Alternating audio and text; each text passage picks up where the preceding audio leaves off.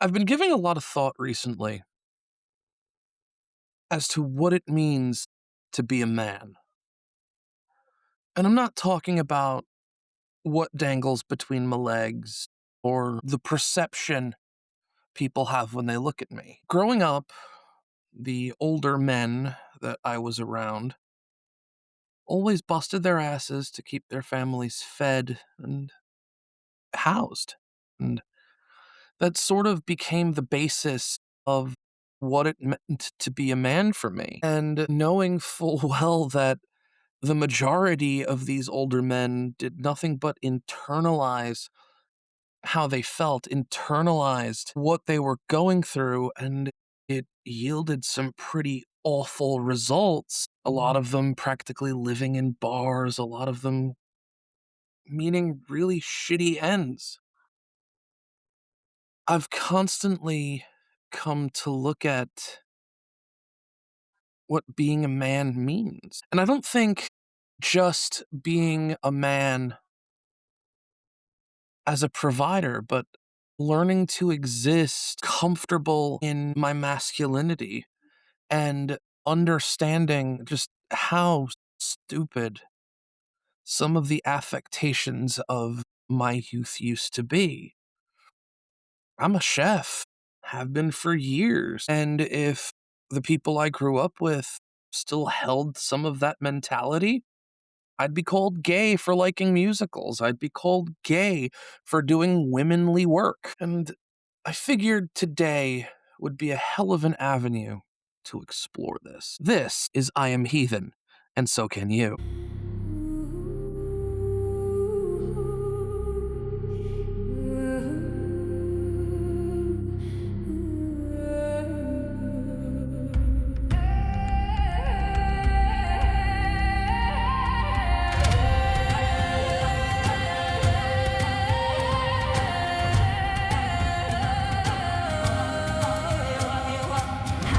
You learned enough.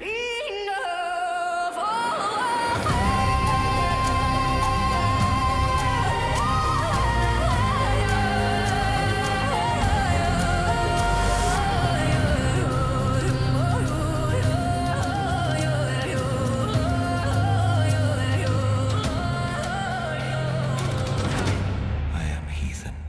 And so can you. What's going on, everybody, and welcome back to I Am Heathen, and so can you. I am your host, Einar, and today we're going to talk about some manly shit. We're going to talk about being a man, doing manly. That's really stupid. Instead of the testosterone driven, axe body spray, fist bumping, douche oriented economy that modern masculinity has slowly found its way into becoming,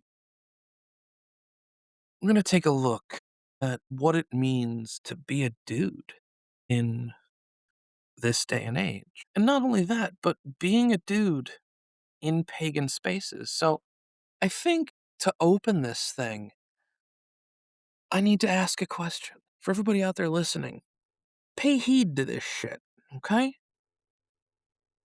Men, how are we doing? And I don't mean like, hey, bro. I'm talking like, how are we really doing? And I think this goes for our trans brothers, anyone trying to deeply explore masculinity in pagan spaces, or just masculinity in general. I think with the advent of the manosphere and talking heads like Andrew Tate, Jordan Peterson, and human sewer rats like Myron Gaines, we take to my summation anyway, the conventional form of American masculinity. A stoic man who busts his ass day in and day out to keep his family in a home and fed, while ignoring his emotional health, stuffing it down under the guise of, I'm fine. That level of stoic internalization has become locking in. And in the arena of modern masculinity, this boils down to who has the most women and the coolest toys is the better man. These masculinity influencers cater to an extremely niche demographic. Young men with severe image issues, young men who genuinely believe they're not good enough. These influencers whisper things in the ears of these young men that sound relatable to catch their attention. That relatability eventually turns into the influencer projecting their biases, hatreds, and horrendously negative opinions and rhetoric onto a throng of men who, at this point, wouldn't know masculinity if it bit them in the ass. What you have after are men who, despite having some issues before, were good, decent people, turned into potentially virulently hateful men whose biases are ingrained because what they hate challenges their sense of masculinity. Now, where does that leave men who fall outside of this spectrum? Where do the regular workaday dudes who just live their lives exist? I genuinely believe it's in a space of conflict. On the one hand, you have the manosphere and the fetishization of masculinity constantly drilling it into the heads of anyone willing to listen. You're not good enough. Expressing your emotions is needy. And on the other side, you have people advocating for men like Dadvocate, Roma Army, and unfortunately, while their work is tremendously commendable, I genuinely believe the voices of good and reason are in the margins, and as long as the voices of those who seek to commoditize masculinity remain louder, the exploration of masculinity and coming to your own personal understanding of it grows into an uphill battle. In spiritual spaces, especially, the exploration of masculinity becomes a bit more pitched, albeit for different reasons. Christianity places a deep emphasis on traditional gender roles and traditional conduct, and falling outside of that leaves individuals not only feeling like a lesser man, but like a lesser Christian. In Norse pagan spaces, however, this becomes even more devious. Not only have there been schlocky hucksters who try to appeal to the testosterone driven, hyper masculine ethos that is the Viking aesthetic, and you all know the type. The big burly fucker with the axe in hand screaming for a badass pick for the gram. There have even been steps to connect Viking masculinity into nutrition and diet. The supplement Primal Viking falls under Liver King vibes, promising a more natural pill made with food and organs the Vikings would have eaten.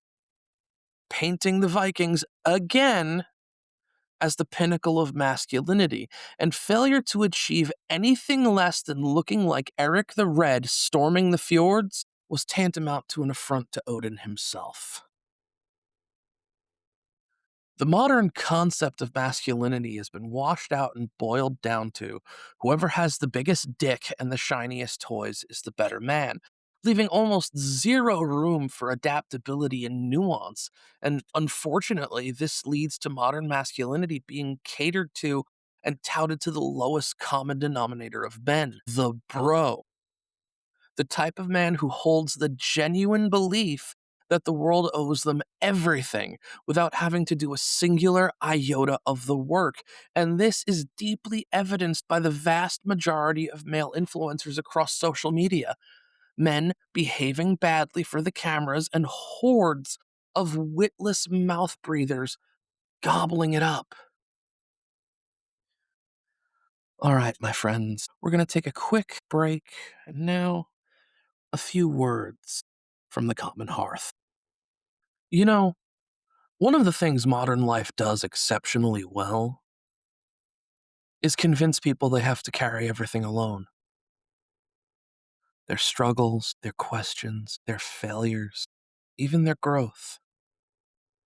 But human beings were never meant to live that way. We were built around fires, around tables, around stories and shared burdens and communities that reminded us we belonged somewhere. And that's what the common hearth is trying to become.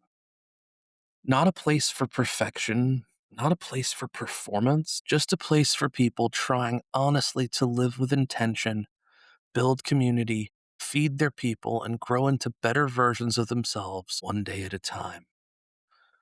Through conversation, through hospitality, through philosophy, through the old wisdom still echoing into the modern world. If that sounds like something you've been looking for, you can find us on TikTok, you can find us on Instagram and Facebook. And we would love to have you pull up a chair by the fire. We'd be glad to have you. Cows die, men die, and you will die all the same. I know of one thing that never dies, the reputation for the one who has earned it well. Verse 76 and 77 of the Havamal, or Words of the High One, speak to how a person, for good or ill, can achieve immortality through their reputation. And for what I can believe to be the cornerstone of the Norse pagan purview on masculinity, it would be the concept of drengskaper. Drengr, an honorable or a valiant man, and skapr, the state or the condition of being. And if you really want to just smash it all together, it's the state of being a good man. There's no concrete definition of drengskaper. Rather, we see through multiple instances in the sagas, like Njal's and Grettir saga, where a person's worth is measured by their actions and deeds. What we know as drengskaper was so much more than the Norse ideal of what it meant to be a man. Drengskaper was a social contract, survival, and legacy all wrapped up in one. You were trusted because you were proven.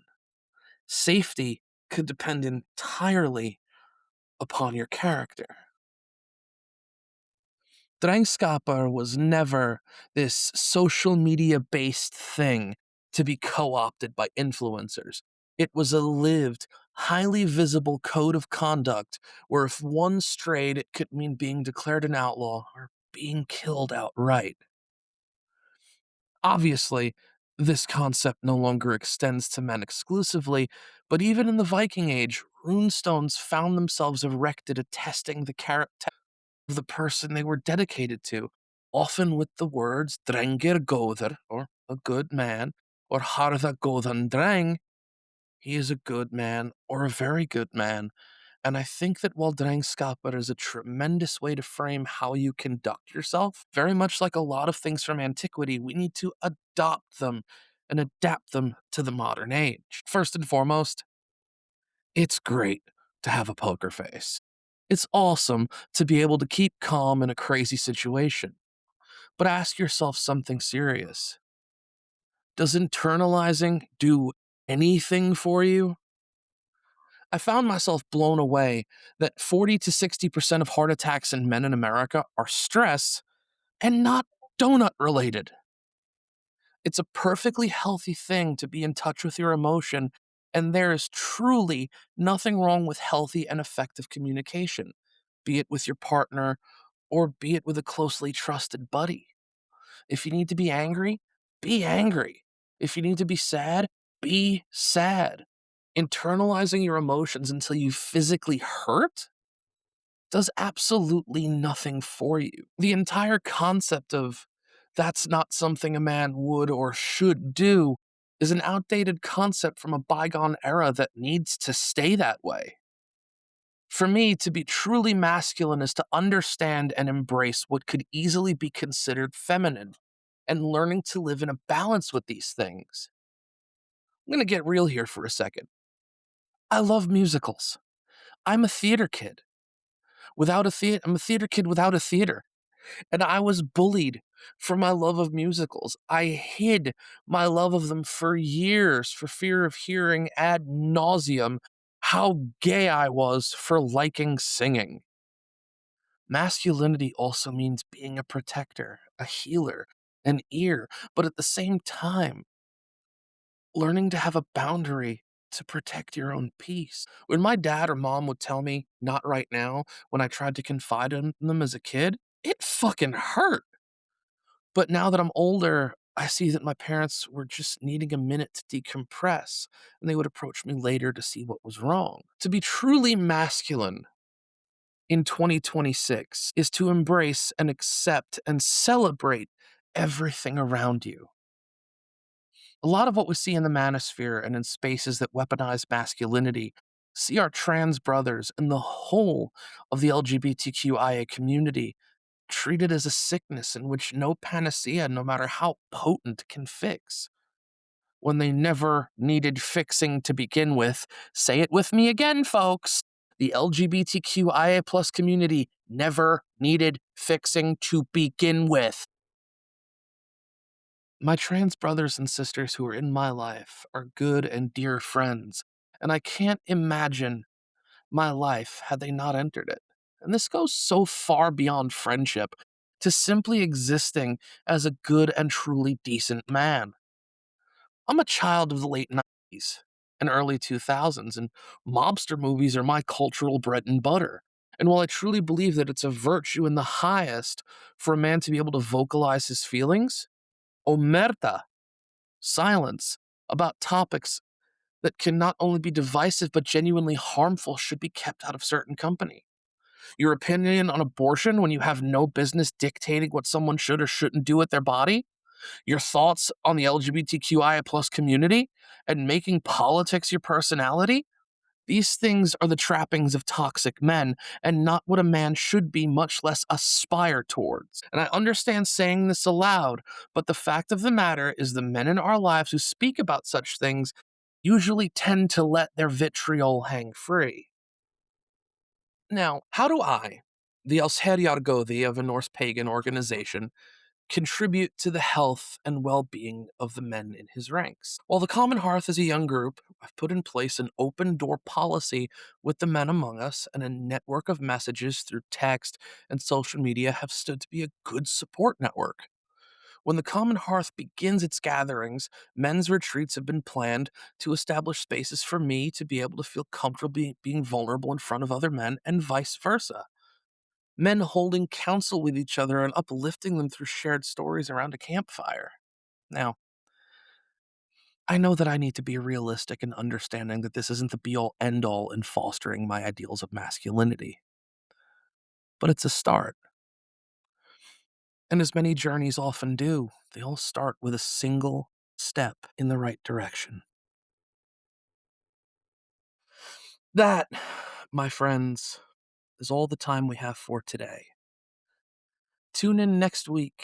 In fact, tune in every week at 7 a.m. Eastern Standard Time on Thursdays for all your heathenry related drive time needs. Once again, I am your host, Einar Blackthorn, and it's been a while since we've done one of these, so if you have a drink, raise it up, and repeat after me. Hail the gods, hail the folk, hail the spirits, hail the ancestors, and most importantly, hail yourselves. Keep the fire burning, my friends.